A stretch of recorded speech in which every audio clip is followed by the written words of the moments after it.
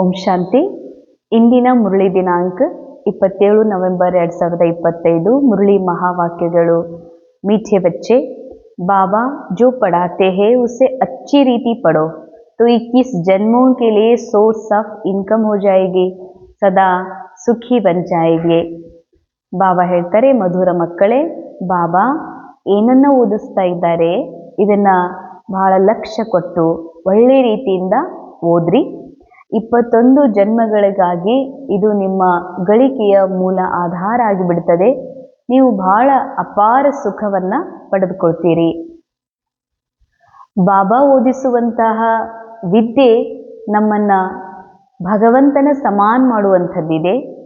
ನಮ್ಮನ್ನ ನಮ್ಮ ಜೊತೆಗೆ ಕೂಡಿಸುವಂಥದ್ದು ಯಾವುದು? ರಾವಣನ ಕಾರಣದಿಂದ ನಾವು ನಮ್ಮಿಂದನೇ ದೂರ ಆಗಿದ್ದೆ, ನಾ ಆತ್ಮ ನನ್ನಿಂದನೇ ದೂರ ಆಗಿದ್ದೆ, ನನ್ನನ್ನು ನನ್ನೊಂದಿಗೆ ಮಿಲನ ಮಾಡಿಸಿದಂತಹ ಜ್ಞಾನ ಇದು, ನನ್ನನ್ನು ಪರಮಾತ್ಮನೊಂದಿಗೆ ಮಿಲನ ಮಾಡಿಸಿದಂತಹ ಜ್ಞಾನ ಇದು, ನನ್ನನ್ನು ಭಗವಂತನ ಸಮಾನ ಅನುಭೂತಿ ಮಾಡಿಸುವಂತಹ ಜ್ಞಾನ.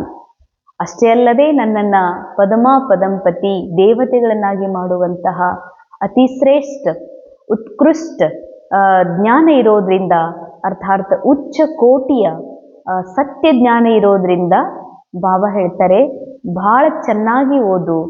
ಸ್ವಯಂ ಭಗವಂತನೇ ಕೊಡುವಂತಹ ನಾಲೆಜ್ ನನ್ನನ್ನು ತಮ್ಮ ಸಮಾನ ಮಾಡ್ತಾರತ್ತಂದರೆ ಎಷ್ಟು ಪ್ರೇಮದಿಂದ, ಎಷ್ಟು ಇಂಟ್ರೆಸ್ಟಿಂದ ಮತ್ತು ಎಷ್ಟು ಲಕ್ಷ್ಯ ಕೊಟ್ಟು ಈ ವಿದ್ಯೆಯನ್ನು ಓದಬೇಕಾಗಿದೆ. ಯಾಕೆಂದರೆ ಸೋರ್ಸ್ ಆಫ್ ಇನ್ಕಮ್ ಅಂತಾರೆ ಬಾಬಾ. 21 ಜನ್ಮ ಅರ್ಥಾತ್ ಅರ್ಧ ಕಲ್ಪದವರೆಗೆ ನಿನ್ನ ಜೀವನದ ಸಮೃದ್ಧಿಗೆ, ಸಂಪನ್ನತೆಗೆ ಆಧಾರನೇ ಈ ವಿದ್ಯೆ ಇದೆ. ಅಂದ ಮೇಲೆ ಈ ವಿದ್ಯೆಯನ್ನು ಅಷ್ಟು ಚೆನ್ನಾಗಿ ಓದು. ಯಾಕೆಂದರೆ ನೀನು ಅಪಾರ ಸುಖವನ್ನು ಪಡಿತೀಯ. ಅಪಾರ ಸುಖ ಅಂತಂದರೆ ಸತ್ಯುಗದಲ್ಲಿ, ಮುಂದಿನ ಜೀವನದಲ್ಲಿ ಬಹಳಷ್ಟು ಧನ ಇರ್ತದೆ, ಬಹಳಷ್ಟು ಸಂಬಂಧಗಳು ಬಹಳ ಮಧುರ ಇರ್ತವೆ ಅಂತ ಸುಖ ಅಲ್ಲ. ನಾನು ಆತ್ಮ ಇರೋದೇ ಸುಖ ಸ್ವರೂಪ. ಸುಖಕ್ಕಾಗಿ ನನಗೆ ಯಾವುದೇ ಬಾಹ್ಯ ಸಂಬಂಧಗಳು, ಬಾಹ್ಯ ಸಂಪತ್ತಿನ ಜರೂರತ್ತಿಲ್ಲ. ಯಾಕಂದರೆ ನಾನು ಇರುವುದೇ ಸುಖ ಸ್ವರೂಪ ಆತ್ಮ. ನನ್ನ ಆತ್ಮನ ಆಂತರಿಕ ಸುಖದ ಅನುಭೂತಿಯ ಮುಂದೆ ಡ್ರಾಮಾದೊಳಗಿನ ಯಾವ ವಸ್ತು, ವ್ಯಕ್ತಿಯ ಯಾವುದೇ ರೀತಿಯ ಸಾಧನಗಳ ಜರೂರತ್ತೇ ಇಲ್ಲ. ಅಷ್ಟು ಫುಲ್ ಸಫಿಸಿಯೆಂಟ್ ಇದ್ದೀನಿ ನಾನು ಆತ್ಮ. ಈ ಸತ್ಯ ಅರಿವಾಗೋದೇ ಬಾಬಾ ಕೊಡುವಂಥ ನಾಲೆಜಿಂದ. ಅಂದ ಮೇಲೆ ಈ ವಿದ್ಯೆ ಭಾಳ ಭಾಳ ಅಮೂಲ್ಯ ಆಗಿದೆ. ಅದಕ್ಕಾಗಿ ಬಹಳ ಲಕ್ಷ್ಯ ಕೊಟ್ಟು ಕೇಳಬೇಕಿದೆ. ಮುರಳಿ ಪ್ರಶ್ನೆ, ತುಮ್ ಬಚ್ಚೋಂ ಕೆ ಅತೀಂದ್ರಿಯ ಸುಖ ಕಾ ಗಾಯನ್ ಕ್ಯೂ ಹೈ? ತಾವು ಮಕ್ಕಳ ಅತೀಂದ್ರಿಯ ಸುಖದ ಗಾಯನ ಯಾಕಿದೆ ಅಂತಾರೆ ಬಾಬಾ. ಅತೀಂದ್ರಿಯ ಸುಖ ಇದು ಬಹಳ ಉತ್ಕೃಷ್ಟವಾದಂತಹ ಒಂದು ಹೈಯೆಸ್ಟ್ ಲೆವೆಲ್ನ ಒಂದು ಪಾಸಿಟಿವ್ ಸ್ಥಿತಿ ಇದೆ. ಬಹಳ ಬಹಳ ಶ್ರೇಷ್ಠವಾದಂತಹ ಅಥವಾ ಭಗವಂತನ ಸಮಾನ ಅನುಭೂತಿ, ಆನಂದ, ಆ ಪ್ರೇಮದಲ್ಲಿ ಅನುಭೂತಿ ಮಾಡುವಂತಹ, ಅರ್ಥಾತ್ ಆನಂದ ಅನ್ನುವಂಥದ್ದು ಇಂಥದ್ದಿದೆಯಲ್ಲ, ಈ ಆನಂದದಲ್ಲಿ ಇದು ಹೆಚ್ಚು ಕಡಿಮೆ, ನೋವು ಕೆಟ್ಟ ಅನ್ನುವಂಥದ್ದಿಲ್ಲ, ಸುಖ ದುಃಖ ಅನ್ನುವಂಥದ್ದಿಲ್ಲ. ಇವೆಲ್ಲವುಗಳಿಂದ ಪರಿಯಾಗಿರುವಂತಹ ಒಂದು ಮನೋಸ್ಥಿತಿ, ಅಂದರೆ ಒಂದು ಆನಂದದ ಸ್ಥಿತಿ ಏನಿದೆಯಲ್ಲ, ಈ ಆನಂದ, ಈ ಅತೀಂದ್ರಿಯ ಸುಖ ಇದು ಯಾರಿಗೆ ಸಿಗ್ತದೆ? ಎಂಥ ಮಕ್ಕಳ ಗಾಯನದ ಅಂತ ಕೇಳ್ತಾರೆ ಬಾಬಾ. ಕ್ಯೂಂಕಿ ತುಮ್ ಬಚ್ಚೆ ಹಿ ಇಸ್ ಸಮಯ ಬಾಬಾ ಕೋ ಜಾನ್ತೆ ಹೋ. ತಾವೇ ಮಕ್ಕಳು ಬಾಬಾರವರನ್ನು ತಿಳ್ಕೊಂಡಿದ್ದೀರಿ. ತುಮ್ನೆ ಹಿ ಬಾಬಾ ದ್ವಾರ ಸೃಷ್ಟಿಗೆ ಆದಿ ಮಧ್ಯ ಅಂತಕೋ ಜಾನಾ ಹೇ. ಪರಮಾತ್ಮ ಯಾರು ಅನ್ನುವುದನ್ನು ಪರಮಾತ್ಮನ ಸತ್ಯ ಜ್ಞಾನದಿಂದ ಭಗವಂತನ ಮತ್ತು ಭಗವಂತನ ಕಾರ್ಯದ ಆದಿ ಮಧ್ಯ ಅಂತ್ಯವನ್ನು ತಿಳ್ಕೊಂಡಿದ್ದೀರಿ. ತುಮ್ ಅಭಿ ಸಂಗಮ್ ಪರ್ ಬೇಹದ್ ಮೇ ಖಡೆ ಹೋ. ಈಗ ಏಕ್ದಮ್ ಸಂಗಮದಲ್ಲಿ ಟಾಪಲ್ಲಿದ್ದೀರಿ, ಬೇಹದ್ದಿನಲ್ಲಿ ನಿಂತ್ಕೊಂಡಿದ್ದೀರಿ ಅಂತಾರೆ ಬಾಬಾ.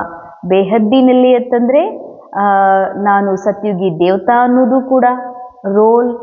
ಸಂಗಮ ಯುಗದ ಒಂದು ಬ್ರಹ್ಮಕುಮಾರಿ ಅನ್ನೋದು ಕೂಡ ರೋಲ್. ಇದೆಲ್ಲದರಿಂದ ಬ್ರಾಹ್ಮಣ ಅಂದ್ರೇ ಬಾಬಾ ಹೇಳ್ತಾರೆ, ಬ್ರಾಹ್ಮಣ ಅರ್ಥಾತ್ ಸೋಲ್ ಕಾನ್ಷಿಯಸ್ನ ಒಂದು ಮೂಲ ಸ್ಥಿತಿಯಲ್ಲಿ ಅನುಭವ ಮಾಡೋಂಥವರೇ ಬ್ರಾಹ್ಮಣರು. ಆ ಬ್ರಾಹ್ಮಣತ್ವದ ಸಂಗಮದ ಹೈಯೆಸ್ಟ್ ಸ್ಥಿತಿಯಲ್ಲಿದ್ದೀರಿ ಅಂತಾರೆ ಬಾಬಾ. तो जानते हो अभी हम इस खारी चैनल से अमृत के मीठे ಚಾನಲ್ में जा रहे हैं. ಮಕ್ಕಳೇ, ತಾವೇ ತಿಳ್ಕೊಂಡಿದ್ದೀರಿ, ಈ ಉಪ್ಪು ನೀರಿನ ಕಣಿವೆಯಿಂದ ನಾವು ಸಿಹಿ ನೀರಿನ ಕಡೆಗೆ ಅಥವಾ ಅಮೃತದ ಕಡೆಗೆ ಹೋಗ್ತಾ ಇದ್ದೀವಿ. ಉಪ್ಪು ನೀರಿನ ಕಣಿವೆ ಅಂದರೆ ಕಲಿಯುಗ.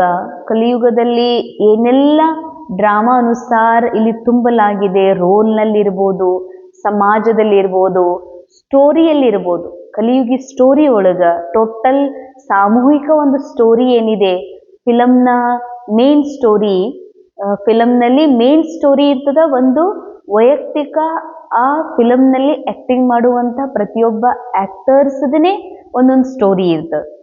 ಹಾಗೇನೆ ಈ ಸ್ಟೋರಿಯಲ್ಲಿ ಏನೆಲ್ಲ ತುಂಬಲಾಗಿದೆ, ಇದು ಬಹಳ ಕಹಿ ಇದೆ, ಉಪ್ಪುಪ್ಪಾಗಿದೆ, ಜೀರ್ಣಿಸ್ಕೊಳ್ಳಿಕ್ಕಾಗೋದಿಲ್ಲ. ಅದು ಎಲ್ಲಿದೆ? ಮೈಂಡ್ ಒಳಗಿದೆ. ಕಲಿಯುಗಿ ಸಂಸಾರ ಮನಸ್ಸಿನಲ್ಲೇ ಇದೆ.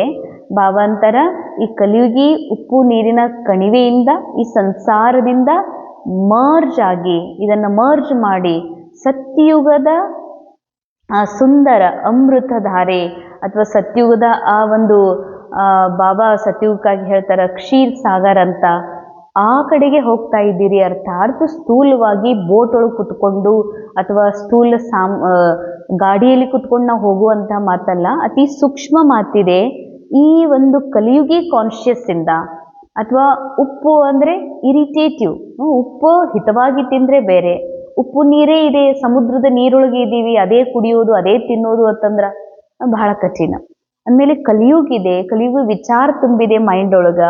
ಇದನ್ನೆಲ್ಲ ಮರ್ಜ್ ಮಾಡಿ ಜ್ಞಾನದ ಆಧಾರದಿಂದ ಸತ್ಯುಗದ ಸಂಸ್ಕಾರಗಳನ್ನು, ದಿವ್ಯತೆಯನ್ನು ಇಮರ್ಜ್ ಮಾಡೋದಿದೆಯಲ್ಲ, ಇದಕ್ಕೆ ಕ್ಷೀರ್ ಸಾಗರ ಅಂತಾರೆ ಬಾಬಾ. ತೋ ಹಮೇ ಸ್ವಯಂ ಭಗವಾನ್ ಪಡಾ ರಹೆ ಹೇ. ಒಂದು ಕಡೆಗೆ ನಾವು ಕಲಿಯುಗಿ ವಿಚಾರಗಳಿಂದ ಮುಕ್ತಾಗಿ ಸತ್ಯುಗಿ ವಿಚಾರದ ಕಡೆಗೆ ಜರ್ನಿ ಮಾಡ್ತಾ ಇದ್ದೀವಿ. ಇನ್ನೊಂದು ಕಡೆಗೆ ಸ್ವಯಂ ಭಗವಂತನೇ ನಮಗೆ ಓದಿಸ್ತಿದ್ದಾರೆ. ಐಸಿ ಖುಷಿ ಬ್ರಾಹ್ಮಣೋಂಕೋ ಹಿ ರೇತಿ. ಸ್ವಯಂ ಭಗವಂತ ಗೈಡ್ ಮಾಡ್ತಾ ಇದ್ದಾರೆ, ಸ್ವಯಂ ಭಗವಂತ ನನಗೆ ಇದೆಲ್ಲದರಿಂದ ಪಾರ್ ಮಾಡ್ತಾ ಇದ್ದಾರೆ. ಮತ್ತು ತಮ್ಮ ಭಗವಂತನ ಅನುಭೂತಿ, ಪರಮಾತ್ಮನ ಮಿಲನ, ಇದೆಲ್ಲ ಒಂದು ಭಗವಂತನೇ ನನಗೆ ಕಲಿಸ್ಕೊಡ್ತಾ ಇದ್ದಾರಂತಂದ್ರೆ ಎಷ್ಟು ಖುಷಿ. ಇದು ಕೇವಲ ನೀವು ಬ್ರಾಹ್ಮಣರಿಗೆ ಮಾತ್ರ ಇದೆ ಅಂತಾರೆ ಬಾಬಾ. ಬ್ರಾಹ್ಮಣ ಅಂದರೆ ಬ್ರಹ್ಮ ಕುಮಾರ್ ಅರ್ಥಾತ್ ಅವ್ರು ನಿಯಮ ಪಾಲಿಸ್ಲಿ, ನಿಯಮ ಪಾಲಿಸದೇ ಇರಲಿ, ಬಾಬನ್ ಪ್ರತಿಯೊಂದು ಶ್ರೀಮತ್ ಅನುಸಾರ ನಡಿದೇ ಇರಲಿ, ಅವರಿಗೆ ಬ್ರಹ್ಮ ಕುಮಾರಿ ಅಂತಾರೆ. ಆದರೆ ಬ್ರಾಹ್ಮಣ ಎಲ್ಲರೂ ಅಲ್ಲ. ಬ್ರಾಹ್ಮಣರು ಅಂದರೆ ಯಾರು ಸೂಕ್ಷ್ಮ ರೂಪದಿಂದ ದೇಹದ ಜಗತ್ತಿನಿಂದ ಪರೆ ತಮ್ಮ ಮೂಲ ಸತ್ಯದಲ್ಲಿ ಸ್ಥಿತಿರ್ತಾರೋ, ಆತ್ಮಸ್ಮೃತಿಯಲ್ಲಿ ಇರ್ತಾರೋ ಅವರು ಬ್ರಾಹ್ಮಣರು. ಕೇವಲ ಬಿಳಿಯ ವಸ್ತ್ರವನ್ನು ಧರಿಸಿ ಕೇವಲ ಸ್ಥೂಲ ನಿಯಮಗಳನ್ನು ಫಾಲೋ ಮಾಡುವಂಥವ್ರು ಏನಿದಾರ ಅವರು ಬ್ರಹ್ಮಕುಮಾರ್. ಆದರೆ ಬ್ರಾಹ್ಮಣ ಅರ್ಥಾತ್ ಅತಿ ಸೂಕ್ಷ್ಮ ಶ್ರೇಷ್ಠ ಬುದ್ಧಿ, ಬಾಪ್ ಸಮಾನ ಬುದ್ಧಿ ಉಳ್ಳಂಥವ್ರು. ನೀವು ಬ್ರಾಹ್ಮಣರೇ ಈ ಸತ್ಯವನ್ನು ಅರಿತಿದ್ದೀರಿ. ಯಾವುದು? ಇಲ್ಲಿ ಸ್ವಯಂ ಭಗವಂತನೇ ನನಗೆ ಓದಿಸ್ತಿದ್ದಾರಂತ. ಇಸಿಲಿಯೇ ಅತೀಂದ್ರಿಯ ಸುಖ ತುಮಾರ ಹೀ ಗಾಯ ಹುವಾ ಹೇ.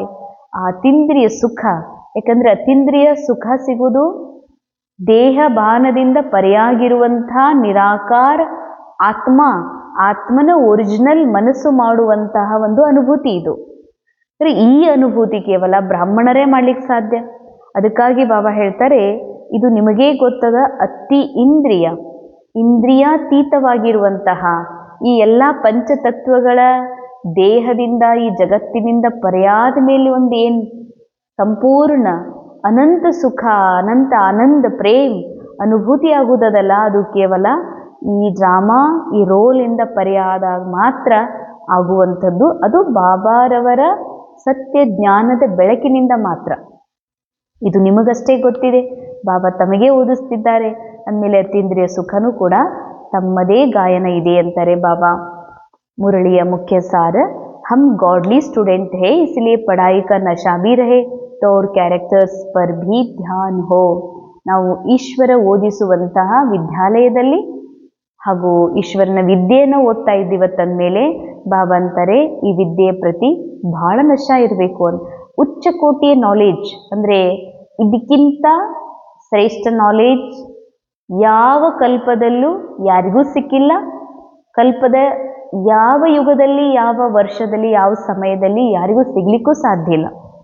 ಅಂತಹ ಪರಮ ಜ್ಞಾನ ಭಗವಂತನಿಂದ ನಮ್ಗೆ ಸಿಗ್ತಾ ಇದೆ ಅಂತಂದ್ರೆ ಎಷ್ಟು ನಶ ಇರ್ಬೇಕಂತಾರೆ ಬಾಬಾ. ತೋ ಅಂದ ಮೇಲೆ ಇಂತಹ ವಿದ್ಯೆ ಓದುತ್ತಾ ಇದ್ದೀನಿ ನಾನು, ನಶೆ ಇರೋದ್ರ ಜೊತೆಯಲ್ಲಿ ಕ್ಯಾರೆಕ್ಟರ್ನ ಸುಧಾರಣೆ ಕಡೆಗೆ ಗಮನ ಕೊಡ್ರಿ. ಕ್ಯಾರೆಕ್ಟರ್ನ ಸುಧಾರಣೆ ಅಂತಂದ್ರೆ ಕೇವಲ ಕ್ಯಾರೆಕ್ಟರ್ ಅಂತಂದ್ರೆ ನಾವು ಕೇವಲ ಹೆಣ್ಣು ಮಕ್ಕಳ ಕಡೆಗೆ ದೃಷ್ಟಿ ಕೊಟ್ಟು ನೋಡ್ತೀವಿ.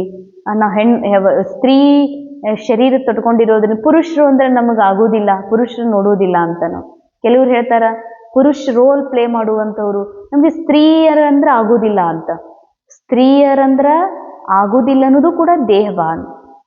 ಸ್ತ್ರೀಯರು ಪುರುಷರು ಅಂತ ಯಾರಿಗೆ ಕಾಣಿಸ್ತಾರಂದ್ರೆ ಯಾರು ರೋಲ್ ಕಾನ್ಶಿಯಸ್ನಲ್ಲಿ ದೇವಾಂತಲ್ಲಿದ್ದಾರೆ. ಅವರಿಗೆ ರೋಲ್, ಅವರಿಗೆ ಡ್ರಾಮಾ ಕೊಟ್ಟಿದೆ. ಸ್ತ್ರೀ, ಪುರುಷ, ಕುಮಾರ್, ಕುಮಾರಿ, ಗೃಹಸ್ಥಿ ಏನೇ ಇರ್ಬೋದು, ಇದೆಲ್ಲ ಡ್ರಾಮಾ ಫಿಕ್ಸ್ ಮಾಡಿದೆ, ಸ್ಕ್ರಿಪ್ಟೆಡ್ ಇದೆ.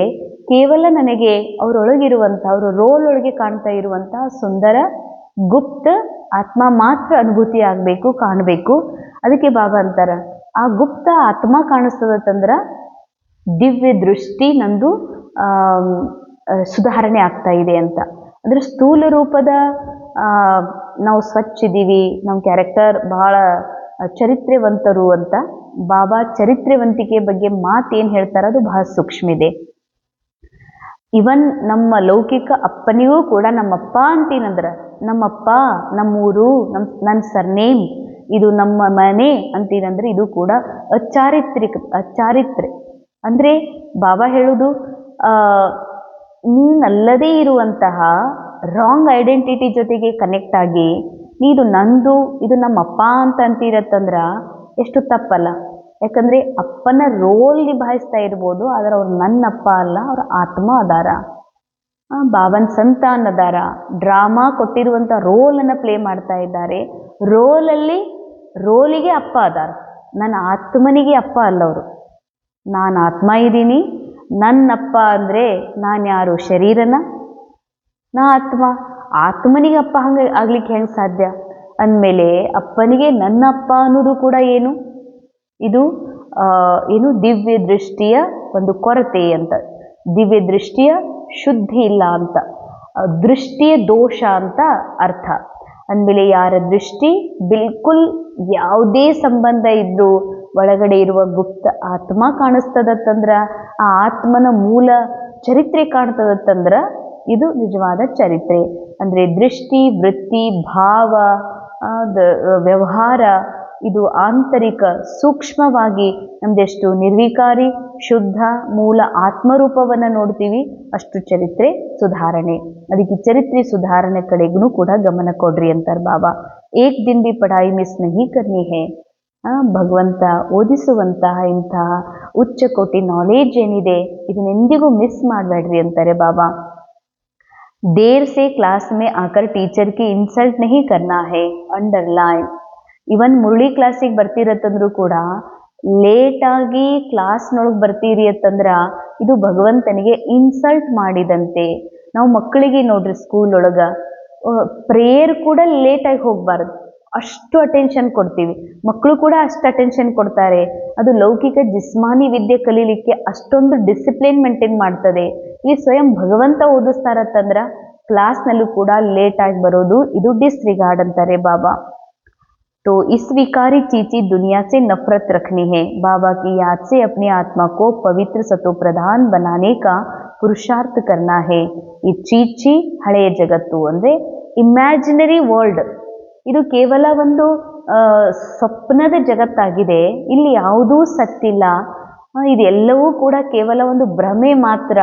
ಸತ್ಯದ ಅನಿಸ್ತದ, ಹೇಗೆ ಮಾಯಾ ಮೃಗ ಇದು ರಿಯಲ್ ಅನಿಸ್ತು ಸೀತಾಗ, ಆದ್ರೆ ಅದು ಬಂಗಾರದ ಜಿಂಕೆ ಆಗಿರಲಿಲ್ಲ. ಹಾಗೇನೆ ಈ ಜಗತ್ತಿನಲ್ಲಿ ಏನೆಲ್ಲ ಸಂಬಂಧ, ಸಂಪತ್ತು, ಪ್ರೆಸ್ಟೀಜ್ ಇವೆಲ್ಲ ನೋಡಿದ್ರ ಎಷ್ಟು ಬೆಸ್ಟ್ ಅಪ್ಪ, ನಮ್ಮ ಜೀವನ ಎಷ್ಟು ಚಲೋ ಮೂವ್ ಆಗ್ತಾ ಇದೆ ಅಂತ ಅನಿಸ್ತದ. ಖರೆ ಇದು ಅಲ್ಪಕಾಲಿಕ ಮತ್ತು ಭ್ರಮೀತಿ ಇದೆ. ಅದಕ್ಕೆ ಇದು ಚೀಚಿ ಮಾಯಾ ಜಗತ್ತಿನ ಮೇಲೆ ನಿಮ್ದು ಮನಸ್ಸನ್ನ ಇಡಬೇಡ್ರಿ ಅಂತಾರೆ ಬಾಬಾ. ಬಾಬಾರ ನೆನಪಿನಿಂದ ಆತ್ಮವನ್ನ ಪವಿತ್ರ ಮಾಡ್ಕೊಳ್ಳುವಂತಹ ಸತೋ ಪ್ರಧಾನ್ ಮಾಡುವಂಥ ಪುರುಷಾರ್ಥವನ್ನೇ ಮಾಡ್ರಿ. ಸದೈವ್ ಖುಷ್ ಹರ್ಷಿತ್ ಮುಖರೇನಾ ಹೇ. ಅಂದ್ರೆ ರೋಲ್ ಏನೇ ಇರಲಿ, ರೋಲ್ನಲ್ಲಿ ಅಳುವುದಿರ್ಬೋದು, ರೋಲ್ನಲ್ಲಿ ಚೀರಾಡೋದಿರ್ಬೋದು, ರೋಲ್ನ ಪಾರ್ಟ್ ಒಳಗೆ ಇರಿಟೇಟ್ ಆಗೋದಿರ್ಬೋದು, ರೋಲ್ನ ಪಾರ್ಟ್ ಒಳಗೆ ಇವತ್ತು ನಾರಾಜ್ ಆಗೋದಿರ್ಬೋದು, ಇರಲಿ, ನನಗೇನು, ನಾನು ಆತ್ಮ, ನಾ ಈ ರೋಲಿಂದ ಪರೆ, ರೋಲ್ನ ಚಿಂತೆಯಿಂದ ಪರೆ, ರೋಲ್ನ ದುಃಖದಿಂದ ಪರೆ ಇದ್ದೀನಿ ಅಂದಮೇಲೆ ನಾನು ಸದಾ ಹರ್ಷಿತಿರ್ಬೇಕಾಗಿದೆ, ನಾನು ಸದಾ ಎವರ್ ಹ್ಯಾಪಿ, ಸದಾ ಖುಷ್. ಯಾಕಂದ್ರೆ ನಾ ಆತ್ಮ ಇದ್ದೀನಿ, ನಾ ಆತ್ಮ ಇರೋದೇ ಈ ಎಲ್ಲ ರೀತಿಯ ಒಂದು ಏನು ಶುದ್ಧಿ ಇದೆ ಅದೆಲ್ಲದರಿಂದ ನಾನು ಪರೆ ಇದ್ದೀನಿ. ತೋ ಸದೈವ್ ಖುಷ್ ರಹೋ, ಬಾಬಾ ಅಂತಾರೆ ಸದಾ ಹೇಗಿರಬೇಕಾಗಿದೆ, ಖುಷಿಯಿಂದ. ವರದಾನ್, होपलेस में भी होप पैदा करने वाले सच्चे परोपकारी संतुष्ट मणि भव. ಹೋಪ್ಲೆಸ್ ಮೇ ಬಿ ಅಂದರೆ ಎಲ್ಲಿ ಭರೋಸಾ ಇಲ್ಲ ಅಲ್ಲಿಯೂ ಕೂಡ ಹೋಪ್ ಭರವಸೆಯನ್ನು ಹುಟ್ಟಿಸುವಂತಹ ಸತ್ಯ ಪರೋಪಕಾರಿ ಸಂತುಷ್ಟ ಮಣಿಗಳು ಆಗ್ರಿ ಅಂತ ಬಾಬಾ ವರದಾನ್ ಕೊಡ್ತಾರೆ. ವರದಾನ್ ವಿಸ್ತಾರಿದೆ. त्रिकालदर्शी बन, हर आत्मा की कमजोरी को परखते हुए उनकी कमजोरी को स्वयं में धारण करने या वर्णन करने के बजाय कमजोरी रूपी कांटे को कल्याणकारी स्वरूप से समाप्त कर देना. ಅಂಡರ್ಲೈನ್, ಬಹಳ ಸೂಕ್ಷ್ಮ ಇದೆ ಬಾಬಾ ತಿಳಿಸುವ ಈ ಮಹಾವಾಕ್ಯ. ತ್ರಿಕಾಲದರ್ಶಿಯಾಗಿ, ತ್ರಿಕಾಲದರ್ಶಿ ಅಂದರೆ ಮೂರೂ ಕಾಲಗಳಿಂದ ಪರೆ ಮೂಲ ಆತ್ಮ ಸ್ವರೂಪದಲ್ಲಿ ಸ್ಥಿತಾಗಿ ಈ ಡ್ರಾಮಾದೊಳಗೆ ಮೂರೂ ಕಾಲಗಳನ್ನು ನೋಡುವಂಥ, ಕಾಲದಿಂದ ಪರೆ ಇರುವ ಸ್ಥಿತಿಯಿಂದ ಮಾತ್ರ ಕಾಲಗಳನ್ನು ದರ್ಶನ ಮಾಡಲಿಕ್ಕೆ ಸಾಧ್ಯ. ತ್ರಿಕಾಲದರ್ಶಿ ಸ್ಥಿತಿಯಲ್ಲಿ ಸ್ಥಿತಾಗಿ ಯಾವುದೇ ಕಮಜೋರಿಗಳನ್ನು ನಿಮಗೆ ತಿಳಿದಿದೆ, ಯಾವುದೇ ರೋಲ್ನಲ್ಲಿ, ಪ್ರತಿಯೊಬ್ಬ ಆತ್ಮರ ರೋಲ್ನಲ್ಲಿ ಕಮಜೋರಿ ಇವೆ, ಆತ್ಮನಲ್ಲಿ ಕಮಜೋರಿ ಇಲ್ಲ, ರೋಲ್ನಲ್ಲಿ ಕಮಜೋರಿ ಇದೆ. ರೋಲ್ನಲ್ಲಿ ಕಮಜೋರಿ ಇದೆ ಅಂತ ಗೊತ್ತಿದ್ದು ಸಹ ಆ ಕಮಜೋರಿಗಳನ್ನು ಸ್ವಯಂನೊಳಗೆ ಧಾರಣೆ ಮಾಡ್ಕೋಬೇಡ. ಇವ್ರು ಹಿಂಗದಾರ ಹಿಂಗದಾರ ಹಿಂಗದಾರ ಅಂತ ಆ್ಯಕ್ಚುಲಿ ಅವ್ರು ಹಂಗದಾರ ಅನ್ನೋದನ್ನು ನನ್ನಲ್ಲಿ ಧಾರಣೆ ಮಾಡ್ಕೊಂಡ್ಬಿಟ್ಟು ಇವ್ರು ಹಿಂಗದಾರ, ಇವ್ರು ಹಿಂಗೆ ಮಾಡ್ತಾರೆ, ಹಿಂಗೆ ಮಾಡ್ತಾರೆ, ಹಿಂಗೆ ಮಾಡ್ತಾರೆ ಅಂದ್ರೆ ಏನರ್ಥ, ಅದು ನನ್ನಲ್ಲಿ ಧಾರಣೆ ಆಗಿದೆ ಅಂತ. ಅಂದಮೇಲೆ ಧಾರಣೆ ಆದಮೇಲೆ ವರ್ಣನೆ. ಬಾಬಾ ಹೇಳ್ತಾರೆ ಇನ್ನೊಬ್ಬರ ಕಮಜೋರಿಗಳನ್ನು ತಿಳ್ಕೊಳ್ರಿ, ಭಲೆ ಇವ್ರು ಹಿಂಗೆ ಅದಾರಂತ, ಆದರೆ ಅವರ ರೋಲ್ನಲ್ಲಿರುವಂಥ ಕಮಜೋರಿಗಳನ್ನು ತಮ್ಮಲ್ಲಿ ಧಾರಣೆ ಮಾಡಿಕೊಂಡು ಅವುಗಳನ್ನು ವರ್ಣನೆ ಮಾಡುವ ಬದಲಾಗಿ ಕಮಜೋರು ರೂಪಿ ಮುಳ್ಳನ್ನು ಕಲ್ಯಾಣಕಾರಿ ಸ್ವರೂಪದಿಂದ ಸಮಾಪ್ತ ಮಾಡಿಬಿಡ್ರಿ. ಕಾಂಟೇಕೋ ಫೂಲ್ ಬನಾದೇನಾ, ಕಮಜೋರಿಗಳನ್ನೇ ಬಾಬಾ ಹೇಳ್ತಾರ ಶಕ್ತಿ ಮಾಡ್ಕೊಡ್ರಿ, ಅವುಗಳನ್ನು ಅಸ್ತ್ರ ಮಾಡ್ಕೊಡ್ರಿ, ಅಥವಾ ಅವುಗಳನ್ನು ಮುಳ್ಳನ್ನು ಹೂ ಮಾಡ್ರಿ ಅಂತಾರೆ ಬಾಬಾ. स्वयं भी संतुष्ट मणि के समान संतुष्ट रहना और सर्व को संतुष्ट करना. संतुष्ट ಯಾರು ಇರ್ಲಿಕ್ಕೆ ಸಾಧ್ಯ? ಯಾರು ಪ್ರೆಸೆಂಟ್ ಮೂಮೆಂಟನ್ನು ಎಕ್ಸೆಪ್ಟ್ ಮಾಡ್ತಾರೋ ಅವರು ಮಾತ್ರ ಸಂತುಷ್ಟ ಇರಲಿಕ್ಕೆ ಸಾಧ್ಯ. ಅಂದರೆ ಈಗೇನು ಊಟ ಇದೆ, ಈಗೇನು ಡ್ರೆಸ್ ಇದೆ, ಈಗ ಯಾವ ಸ್ಥಾನದಲ್ಲಿದ್ದೀನಿ, ಯಾವ ವ್ಯಕ್ತಿ ಜೊತೆಗಿದ್ದೀನಿ, ಏನು ಘಟನೆ ನಡೀತಾ ಇದೆ, ಇದನ್ನ ಒಂದು ವೇಳೆ ನನಗೆ ಆ್ಯಸ್ ಇಟ್ ಈಸ್ ಡ್ರಾಮಾ ಅನುಸಾರ ಇದೆ ಅಂತ, ಡ್ರಾಮಾದ ಪಟ್ರಿಯ ಮೇಲೆ ನಡೀತಾ ನಾನು ಹಾಗೇ ಸ್ವೀಕಾರ ಮಾಡ್ತೀನಿ ಅಂತಂದ್ರೆ, ಆದರೆ ಬಿಸಿಲಿದೆ ಅಂದ್ರೆ ಎಷ್ಟು ಬಿಸಿಲ, ಚಳಿ ಇದ್ರೆ ಎಷ್ಟರೇ ಚಳಿಯಪ್ಪ, ಈಗ ನನಗೆ ಏನು ಸಮಯ ಅನುಸಾರ ಚಹಾ ಇಲ್ಲ ಅಂದರೆ ಸಿಚುವೇಶನನ್ನು ಸ್ವೀಕಾರ ಮಾಡುವುದಿಲ್ಲ ಅಂತಂದ್ರೆ ನಾವು ಸಂತುಷ್ಟ ಇರ್ಲಿಕ್ಕೆ ಆಗೋದಿಲ್ಲ. ಯಾರು ಪ್ರೆಸೆಂಟ್ ಸಿಚುವೇಶನ್, ಪ್ರೆಸೆಂಟ್ ಮೂಮೆಂಟಲ್ಲಿ ನಡೆಯುವ ಪ್ರತಿ ಘಟನೆಗಳನ್ನು ಆ್ಯಸ್ ಇಟ್ ಈಸ್ ಎಕ್ಸೆಪ್ಟ್ ಮಾಡ್ತಾರೋ ಅವರೇ ಸಂತುಷ್ಟ ಮಣಿ, ಸಂತುಷ್ಟ. ಬಾಬಾ ಹೇಳ್ತಾರೆ ಯಾರು ಸಂತುಷ್ಟಿ ಇರ್ತಾರೋ ಅವರೇ ಇನ್ನೊಬ್ಬರನ್ನ ಸಂತುಷ್ಟ ಮಾಡಲಿಕ್ಕೆ ಸಾಧ್ಯ. जिसके प्रति सब निराशा दिखाए ऐसे व्यक्ति या ऐसी स्थिति में सदा के लिए आशा के दीपक जगाना है. ಎಷ್ಟು ಅದ್ಭುತ ಮಾತು. ಯಾರೊಳಗ ಕೇವಲ ನಿರಾಶನೇ ಕಾಣಿಸ್ತದೆ ಅಂದರೆ ಎಲ್ಲರೂ ರಿಜೆಕ್ಟ್ ಮಾಡಿದ್ದಾರೆ, ಎಲ್ಲರೂ ಅವರಿಗೆ ರಿಜೆಕ್ಟ್ ಮಾಡಿದ್ದಾರೆ. ಹಾಗೆ ನೋಡಿದರೆ ಅವರಲ್ಲಿ ಏನೂ ಆ ಭರೋಸಾನೇ ಇಲ್ಲ. ಅಂದರೆ ಇವರು ಒಳ್ಳೆಯವರಾಗ್ತಾರ ಅಥವಾ ಇವ್ರು ಸರಿ ಹೊಂದುತ್ತಾರ, ಇವರು ಶಾಂತ ಆಗ್ತಾರದು ಭರೋಸೆನೇ ಇಲ್ಲ. ಆ ರೀತಿ ಎಲ್ಲರ ಭರೋಸೆ ಮುರಿದ್ಬಿಟ್ಟದು. ಬಾಬಾ ಹೇಳ್ತಾರೆ ಅಂಥವರೊಳಗೂ ಕೂಡ ಐಸಿ ಸ್ಥಿತಿ ಮೇ ಸದಾ ಕೇಳಿ ನೀವು ಆಶಾ ದೀಪಕ್ ಆಗ್ರಿ. ಅವ್ರು ಅನ್ಕೊಂಡಿದ್ದಾರೆ ಈ ಅಪ್ಪ ಇದಂತೂ ಹೋಪ್ಲೆಸ್ ಅದ, ಇವ್ರು ಸುಧಾರಣೆ ಆಗೋದಿಲ್ಲ, ಇವ್ರೇನು ಶಾಂತ ಆಗೋದಿಲ್ಲ, ಇವರೆಂದೂ ಬದಲಾಗುವುದಿಲ್ಲ ಅಂತ ಹೋಪ್ ಕಳ್ಕೊಂಡಾರ. ಬಾಬಾ ಹೇಳ್ತಾರ ಅಂಥವ್ರೊಳಗೂ ಹೋಪ್ ಇಡ್ರಿ ಅಂತಾರೆ ಬಾಬಾ. ಅವರೊಳಗೂ ನೀವೇನಾಗ್ರಿ ಆಶಾ ದೀಪಕ ಆಗ್ರಿ, ದೀಪವನ್ನ ಬೆಳಗಿಸ್ರಿ. ದಿಲ್ ಶಿಕಸ್ತ್ ಕೋ ಶಕ್ತಿವಾನ್ ಬನಾ ದೇನಾ. ದಿಲ್ ಶಿಕಸ್ತ್ ಅಂದ್ರೆ ಮನಸ್ಸು ಬೇಜಾರಾಗ್ಬಿಟ್ಟಿದೆ ಅವರಿಗೆ, ಇನ್ನೇನಪ್ಪ ಸುಧಾರಣೆ ಆಗೋದಿಲ್ಲ, ಮುಗೀತು, ನಮ್ಮ ಜೀವನ ಕೊನೆ ತಕ್ಕ ಹಿಂಗ ನೋಡು ಅಂತ ಅನ್ಕೊಂಡಿದಾರಲ್ಲ, ಅಲ್ಲಿಯೂ ಕೂಡ ಶಕ್ತಿ ತುಂಬುವ ಕೆಲಸವನ್ನ ಮಾಡ್ರಿ. ऐसा श्रेष्ठ कर्तव्य चलता रहे तो परोपकारी संतुष्ट मणि का वरदान प्राप्त हो जाएगा. ಪರೋಪಕಾರಿ ಸಂತುಷ್ಟ ಮಣಿ. ಪರೋಪಕಾರಿ ಅರ್ಥಾತ್ ಕೇವಲ ನನಗೆ ಸಿಕ್ಕಿರುವ ರೋಲ್ನ ಬಗ್ಗೆ ಚಿಂತೆ ಮಾಡೋದು, ರೋಲನ್ನು ಕಂಫರ್ಟ್ ಝೋನ್ನಲ್ಲಿ ಆರಾಮ್ ಇಡ್ಲಿಕ್ಕೆ ನೋಡೋದು, ಬರೀ ಇಷ್ಟೇ ನೋಡಬೇಡ್ರಿ ಅಂತಾರೆ ಬಾಬಾ. ಪರೋಪಕಾರಿನೂ ಆಗ್ರಿ, ಇನ್ನೊಬ್ಬರ ಜೀವನ ಕಲ್ಯಾಣ ಮಾಡ್ರಿ, ಹೋಪ್ ಕಳ್ಕೊಂಡಾರಂದ್ರೆ ಅಲ್ಲಿ ಹೋಪ್ ತುಂಬೋರಾಗ್ರಿ, ಭರವಸೆಯನ್ನು ಕೊಡ್ರಿ, ಮತ್ತು ಪರಿಸ್ಥಿತಿಗಳನ್ನ ಆಸ್ ಇಟ್ ಈಸ್ ಡ್ರಾಮಾ ಅನುಸಾರ ನಡೀತಾ ಇದೆ ಅಂತ ತಿಳ್ಕೊಂಡು ಸ್ವೀಕಾರ ಮಾಡಿ ಸಂತುಷ್ಟ ಮಣಿಗಳ ಆಗ್ರಿ ಅಂತಾರೆ ಬಾಬಾ. ಸ್ಲೋಗನ್ ಪರೀಕ್ಷಾ ಕೆ ಸಮಯ ಪ್ರತಿಜ್ಞಾ ಯಾದ್ ಆಯೆ ತಬ್ ಪ್ರತ್ಯಕ್ಷತಾ ಹೋಗಿ. ಪರೀಕ್ಷೆಯ ಸಮಯದಲ್ಲಿ ಏನು ರೋಲ್ನ ಎದುರುಗಡೆಗೆ ಯಾವ ವ್ಯಕ್ತಿಯ ಮೂಲಕ, ಪರಿಸ್ಥಿತಿಯ ಮೂಲಕ ಪರೀಕ್ಷಾ ಬಂದಿದೆ, ಆ ಪರೀಕ್ಷೆಯ ಸಮಯದಲ್ಲಿ ಪ್ರತಿಜ್ಞೆ ನೆನಪು ಮಾಡ್ಕೊಡ್ರಿ ಅಂತಾರೆ ಬಾಬಾ. ಏನು ಪ್ರತಿಜ್ಞೆ? ಏನೇ ಭೂಮಿನೇ ಬಾಯಿ ಬಿರಿಲಿ, ಜಗತ್ತಿನಲ್ಲಿ ಏನೇ ಹಾನಿಯಾಗಲಿ, ನಾನು ಆತ್ಮ ಇದ್ದೀನಿ, ಇದು ಸತ್ಯ. ನಾನು ಆತ್ಮ ಆಗಿರುವ ಮತ್ತು ಪವಿತ್ರ ಆತ್ಮ ಆಗಿರುವ ನನ್ನ ಪವಿತ್ರ ಸ್ವಧರ್ಮ ನಂದಿದೆ ಅನ್ನೋದನ್ನು ನಾನು ಎಂದಿಗೂ ಕೂಡ ಮರೆಯೋ ಹಾಗಿಲ್ಲ. ನಾನೊಂದು ನನ್ನ ಸ್ವಧರ್ಮವೇ ಪವಿತ್ರತೆ, ನನ್ನ ಸ್ವಧರ್ಮವೇ ಶಾಂತಿ ಅನ್ನೋದೇನಿದೆ ಅದನ್ನೆಂದಿಗೂ ಮರಿಬೇಡ್ರಿ ಅಂತಾರೆ ಬಾಬಾ. ಅವ್ಯಕ್ತಿಸಾರ ಅಶರೀರಿ ಹಾಗೂ ವಿದೇಹಿ ಸ್ಥಿತಿ ಅಭ್ಯಾಸವನ್ನು ಹೆಚ್ಚಿಸ್ಕೊಡ್ರಿ. ಸಾರಿ ದಿನ್ ಮೇ ಬೀಚ್ ಮೇ, ಇಡೀ ದಿನದಲ್ಲಿ ಮಧ್ಯ ಮಧ್ಯದಲ್ಲಿ ಒಂದೊಂದು ಸೆಕೆಂಡ್ ಯಾವಾಗ ಸಿಗ್ತದೋ ಆಗ ಪದೇ ಪದೇ ವಿದೇಹಿ ಆಗುವ ಅಭ್ಯಾಸವನ್ನು ಹೆಚ್ಚಿಸ್ಕೊಡ್ರಿ. 2-4 ಸೆಕೆಂಡ್ ಬಿ, 2-4 ಸೆಕೆಂಡ್ ಅಂತಾರೆ ಬಾಬಾ. Second tick tick tick tick. ಅಶರೀರಿ 2-3-4 ಸೆಕೆಂಡ್ನೂ ಕೂಡ ನೀವು ಅಶ್ಚರ್ಯ ಆದ್ರಿ ಅಂದರೆ ಇದರಿಂದ ಬಹಳ ಸಹಯೋಗ ಸಿಗ್ತದ. ಈ ಕ್ಷಣವೂ ನಾವು ಆಶ್ಚರ್ಯ ಆಗೋಣ. ಬಾಬಾ ಅಂತಾರೆ 1-2-3-4 ಸೆಕೆಂಡೂ ಕೂಡ ಆಶ್ಚರ್ಯ ಆದರೆ ಬಹಳ ಸಹಯೋಗ ಸಿಗ್ತದೆ. ನಹಿತೋ ಇಲ್ಲ ಅಂದರೆ ಸಾರಾ ದಿನ ಬುದ್ಧಿ ಚಲ್ತಿ ರೇತಿ ಹೇ, ಇಡೀ ದಿನ ಬುದ್ಧಿ ನಡೀತಿರ್ತದ. ಇವ್ರು ಹಿಂಗೆ ಮಾಡಿದ್ರು, ಇವ್ರ ಬಗ್ಗೆ ಹೆಂಗೆ ಮಾಡಲಿ, ಇವ್ರ ಜೊತೆಗೆ ಹೆಂಗಿರಲಿ, ಹೆಂಗೆ ನಡೀಲಿ, ಮುಂದೆ ಏನು ಮಾಡಲಿ, ಇವ್ರು ಇದೇ ಥರ ಮುಂದುವರೆದ್ರೆ ನಾ ಏನು ಮಾಡಬೇಕು ಅಂತ ಒಂದಿಲ್ಲ ಒಂದು ರೀತಿಯಿಂದ ಬುದ್ಧಿ ನಡೀತಾನೆ ಇರ್ತದ. ವಿಧೇಯ ಆಗೋದ್ರಲ್ಲಿ ಟೈಮ್ ಲಗ್ ಜಾತಾ और अभ्यास होगा तो जब चाहे उसी समय विदेही हो जाएंगे. ಬಾಬಾ ಹೇಳ್ತಾರ ಇಲ್ಲಿವರೆಗೆ ವಿದೇಹಿ ಆಗ್ಲಿಕ್ಕೆ ನಿಮ್ಮ ಟೈಮ್ ಹಿಡಿತಾ ಇದೆ ಅಂದರೆ ಸೆಕೆಂಡ್ ಅಭ್ಯಾಸದಿಂದ ಶುರು ಮಾಡ್ರಿ. ಆಗ ನಿಮಗೆ ಎಂಥದೇ ಪರಿಸ್ಥಿತಿ ಬಂದರೂ ಕೂಡ ಅಲ್ಲಿಂದ ಡಿಟ್ಯಾಚ್ ಆಗೋದು ನಿಮಗೆ ಸಹಜ ಆಗ್ತದೆ ಅಂತಾರೆ ಬಾಬಾ. ಕ್ಯೂಂಕಿ ಅಂತ್ ಮೇ ಸಬ್ ಅಚಾನಕ್ ಹೋನಾ ಹೈ. ಅಂತಿಮ ಸಮಯದಲ್ಲಿ ಅಚಾನಕ್ ಯಾವ ಥರದ ಪರೀಕ್ಷೆ, ಯಾವ ಥರದ ಘಟನೆಗಳು ಘಟಿಸ್ತದೋ ಗೊತ್ತಿಲ್ಲ ಅಂತಾರೆ ಬಾಬಾ. तो अचानक के पेपर में यह विदेहीपन का अभ्यास बहुत आवश्यक है. अंडरलाइन. ಅಚಾನಕ್ ಪರಿಸ್ಥಿತಿ ಒಳಗ ಪಾಸ್ ಆಗಬೇಕು ಅಂತಂದರೆ ಅಂತಿಮ ಪೇಪರ್ನಲ್ಲಿ ಈ ವಿದೇಹಿ ಸ್ಥಿತಿಯ ಅಭ್ಯಾಸ ಅತಿ ಅವಶ್ಯಕ ಇದೆ. ಅದಕ್ಕೆ ಬಾಬಾ ಎಷ್ಟು ಚೆನ್ನಾಗಿ ಹೇಳಿದರು, 1-4 ಸೆಕೆಂಡ್ ಆದರೂ ನೀವು ಆಶ್ಚರ್ಯವಾಗಿ ನೋಡ್ರಿ, ನಿಮಗೆ ಭಾಳ ಹೆಲ್ಪ್ ಆಗ್ತದೆ. ಬಹಳ ಜರೂರಿ ಇದೆ ಅಂತಿಮ ಪೇಪರನ್ನು ಪಾಸ್ ಮಾಡಲಿಕ್ಕೆ. ಅದಕ್ಕಾಗಿ ಬಾಬಾ ಹೇಳ್ತಾರೆ ನಿರಂತರ